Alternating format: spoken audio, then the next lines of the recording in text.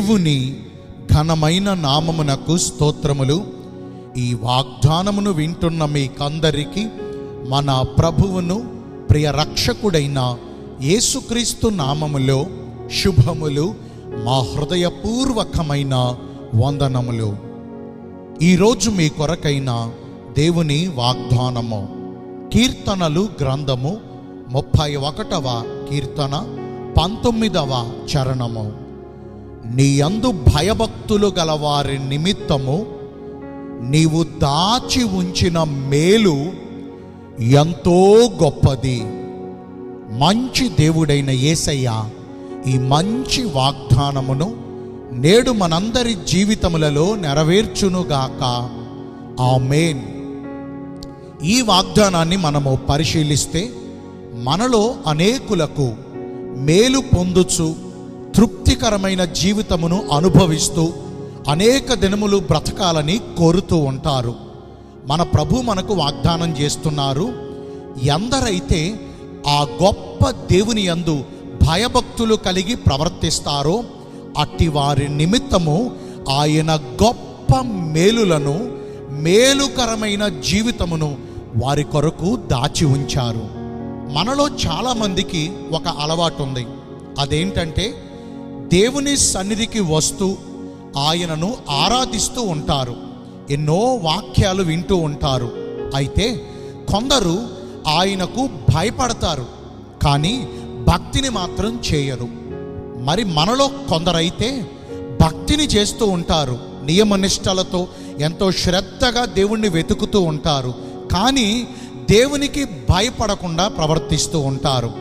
ఈ రోజున ప్రభు మనకు స్పష్టంగా సెలవిస్తున్నారు, ఎవరైతే ఆ దేవుని యందు భయము భక్తి రెండూ కలిగి ప్రవర్తిస్తారో అట్టి వారి కొరకు మాత్రమే ఆయన గొప్ప మేలులను దాచి ఉంచారు. ఈ రోజున అసలు ఎందుకని మనం దేవునికి భయపడాలి, ఎందుకని దేవుని సన్నిధిలో భక్తిని చేయాలి? దేవుడు మనందరినీ చూస్తూ ఉన్నాడు. ఆయన కన్నులకు మరుగైనది ఏదియూ లేదు. రహస్యంగా మనం చేసే ప్రతి పనిని, చాటున మాటున మనం చేసే ప్రతి క్రియలను ఆయన బాగుగా ఎరిగినవాడు. మనం చేసిన పనులన్నిటిని బట్టి ఆయన మనకు తీర్పు తీరుస్తారు. ఎందుకని దేవునికి భక్తిని చేయాలంటే ఆయనే కదా మనలను పుట్టించారు. మన సృష్టికర్త ఆ దేవుడే కదా. మనలను పుట్టించడం మాత్రమే కాదు, ఆయనే మనలను పోషిస్తున్నాడు, ఆయనే మనలను నడిపిస్తున్నాడు, ఆయనే మనలను నిత్య రాజ్యానికి వారసులనుగా చేస్తున్నాడు. ఇంచేత మనము దేవుని యందు భయమును కలిగి భక్తిని చేయాలి. అట్లా దేవుని యందు భయభక్తులు కలిగి ప్రవర్తించు వారి కొరకు ఆయన దాచి ఉంచిన మేలులు 1-2 మనం ఉజ్జాయింపుగా తెలుసుకుందాం. మొదటిగా, దేవుని యందు భయభక్తులు కలిగిన వారికి వారి దేహమునకు మంచి ఆరోగ్యము, వారి ఎముకలకు సత్తువయు కలుగజేసి దీర్ఘాయువును, సుఖజీవముతో గడుచు సంవత్సరములను, శాంతి సమాధానములను వారికి దయచేస్తారు. రెండవదిగా, వారు కోరినవన్నయు, వారు ఆశించినవన్నయు ఆయన వారికి సమృద్ధిగా దయచేసి, వారు మొర్ర పెట్టినప్పుడు వారి మొర్రను త్రోసివేయక ఆయన నిశ్చయముగా ఆలకించి వారున్న శ్రమలలో నుండి, వారున్నటువంటి ఆపదలన్నిటిలో నుండి వారిని విడిపించి రక్షిస్తారు. మరి ఈ రోజున దేవుని యందు భయభక్తులు కలిగి ఉండటం అంటే ఏంటి?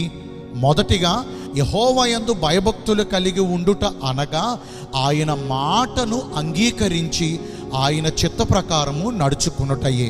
మరి ఎంతవరకు మన స్వనీతిపై, మన స్వబుద్ధిపై ఆధారపడి నడుచుకున్నామేమో. రెండవదిగా, ఆయన యందు భయభక్తులు కలిగి ప్రవర్తించడం అంటే చెడుతనమును అసహ్యించుకుంటమే. ఇంతవరకు మనం చేసిన పాప దోష అతిక్రమ క్రియలన్నిటినీ ఇప్పుడే ఆయన ఎదుట ఒప్పుకుని పశ్చాత్తాప హృదయులమై కన్నీటితో ఆయన ఎదుట ఒప్పుకుని విడిచిపెట్టగలిగితే పరిశుద్ధుడైన దేవుడు ఆయన రక్తముతో మనలను శుద్ధి చేసి పవిత్రులుగా చేస్తారు. దేవుని యందు భయభక్తులు కలిగి ప్రవర్తిస్తే ఇంకా ఎన్నో గొప్ప మేలులను దేవుడు మన కొరకు దాచి ఉంచాడు. అలాగున ప్రవర్తించి ఈ వాగ్దాన ఫలాన్ని పొందుకుందామా? ఒక చిన్న ప్రార్థన మీ కొరకు నేను చేస్తాను. పరిశుద్ధుడును ప్రేమ కలిగిన మా ప్రియ పరలోకపు తండ్రివైన దేవ, మీ కృప కలిగిన బంగారు ఘన నామమును బట్టి నిండు మనసుతో కోట్ల కొలదిగా మీకు మా కృతజ్ఞత స్తుతులు స్తోత్రములు వందనాలు చెల్లిస్తున్నాము. మీ అందు భయభక్తులు కలిగిన వారి నిమిత్తము మీరు గొప్ప మేలులు దాచి ఉంచానని ఈరోజు వాగ్దానం ద్వారా సెలవిచ్చారు. మీ చిత్తానుసారంగా ప్రవర్తించి ఈ వాగ్దాన ఫలమును పొందుకునే కృపను నేడు మాకందరికీ దయచేయండి. ఈ రోజున ఎందరైతే పుట్టిన రోజులను, వివాహ దినములను, ఇతరమైన శుభకార్యములను జరిగించుకుంటున్నారో వారందరికీ మెండైన దీవెనలు కుమ్మరించమని, మీ రాకడ కొరకు మమ్మను సిద్ధపరచమని యేసుక్రీస్తు ప్రశస్త నామమున ప్రార్థించి వేడుకొనుచున్నాము మా ప్రియ పరలోకపు తండ్రి. Amen. May God bless you all. Thank you.